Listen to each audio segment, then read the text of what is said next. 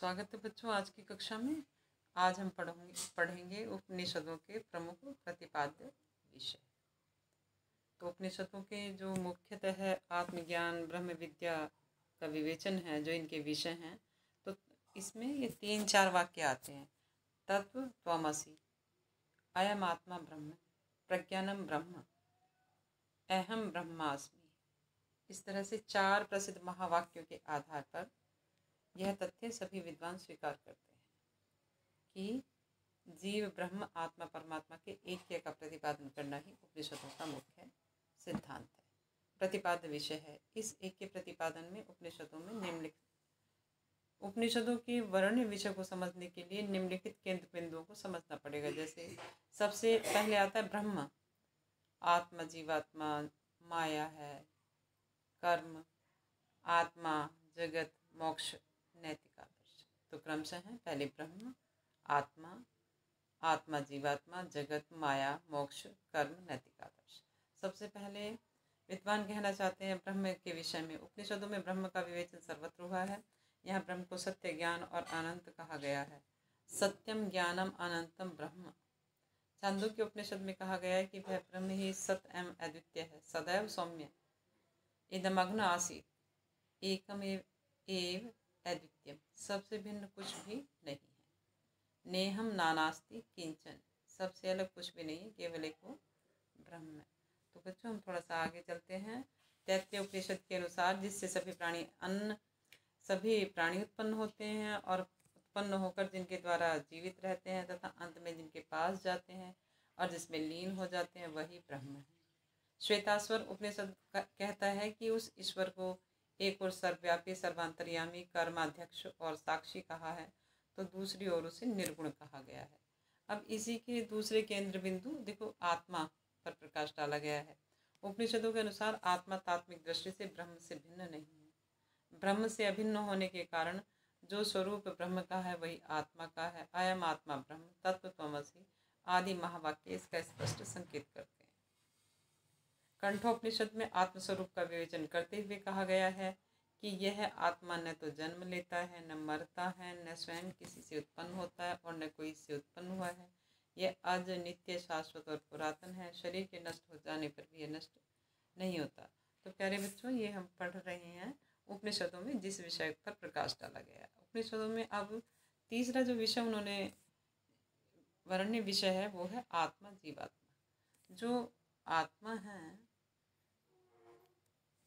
वह साक्षी बनकर केवल देखता रहता है, और जबकि जीवात्मा अनेक कर्मों को करता रहता है। आत्मा और जीवात्मा मुंडक उपनिषद में बताया गया है कि एक ही वृक्ष पर रहते हैं, दोनों में सख्य भाव है और शरीर रूपी वृक्ष पर निवास करते हैं। उनमें से एक आत्म कर्म फलों का भोग करता है, दूसरा परमात्मा उसे साक्षी रूप में देखता रहता है। तो बच्चों, इसी में हम थोड़ा सा आगे चलते हैं कि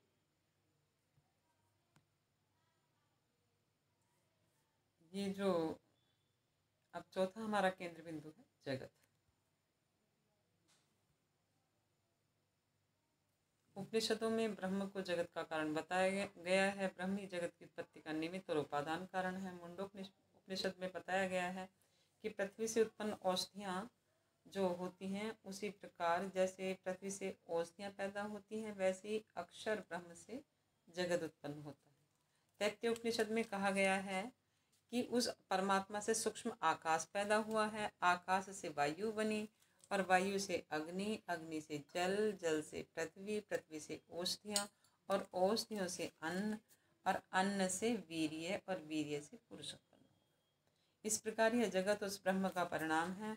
ब्रह्म के कारण ही जगत की सृष्टि और प्रलय होती है, ऐसा उपनिषदों में आया है। तत्सृष्ट्वा तदेव अनुप्राविशत। अब पांचवा जो हमारा केंद्र बिंदु है वो है माया। माया क्या है? उपनिषदों में वर्णित माया एक ऐसी विलक्षण शक्ति है जिसके अस्तित्व पर ब्रह्म सत्य, जगत मिथ्या, दो विरोधी वाक्यों में एकता की प्रतीति होती है।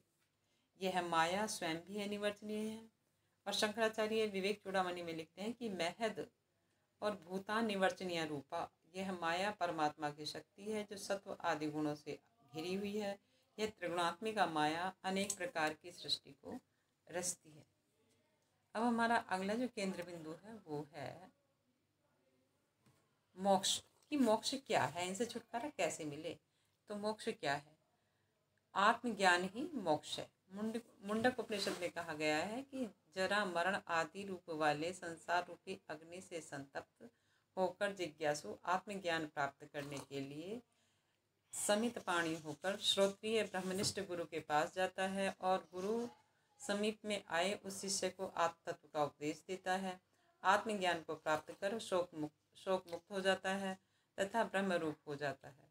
तरति शोकम आत्मविद, ऐसा मुंडक उपनिषद में लिखा है। वस्तुतः आत्म साक्षात्कार कर लेने पर मनुष्य का अज्ञान नष्ट हो जाता है तथा वह बंधन मुक्त हो जाता है। यानी कि जब हमें जानकारी हो जाती है कि हम परमात्मा का ही स्वरूप है, उसी से जन्म पाते हैं, उसी में लौट जाते हैं, तो हमें हमारा ज्ञान नष्ट हो जाता है। अब इसी वर्ण्य विषय जो उपनिषद के रहे उनको समझने के लिए अगला जो केंद्र बिंदु है वो हमारा कर्म सिद्धांत। उपनिषदों के अनुसार जो व्यक्ति जैसा कर्म करता है वैसा ही फल प्राप्त करता है।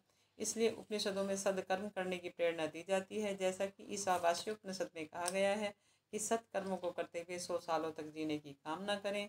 कुर्बन्ने ही कर्माणि जिजी विषय समाह, यानी कि इस दुनिया में हम जिए 100 सालों तक जिए लेकिन अच्छे कर्म करते हुए।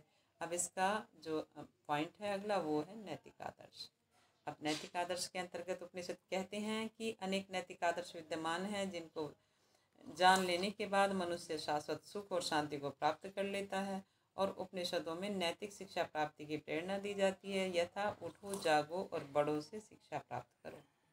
यहाँ ये नहीं कहा गया कि आप बड़ों को प्रजातंत्र रखते हुए बराबर का मानो। उन्होंने कहा बड़ों से शिक्षा प्राप्त करो।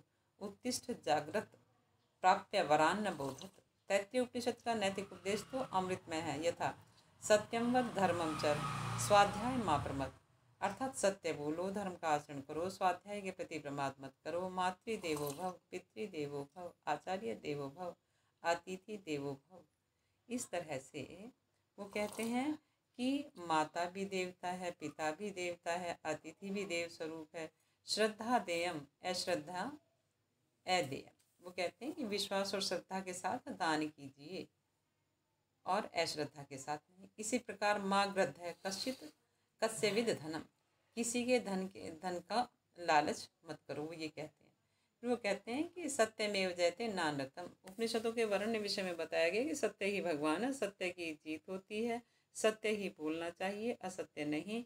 आदि अमृत वचनों से उपनिषद साहित्य भरा पड़ा है। इस प्रकार उपनिषद ज्ञान के अपूर्व भंडार और उपर्युक्त विषय जो हैं उनका विवेचन उपनिषदों में हुआ है।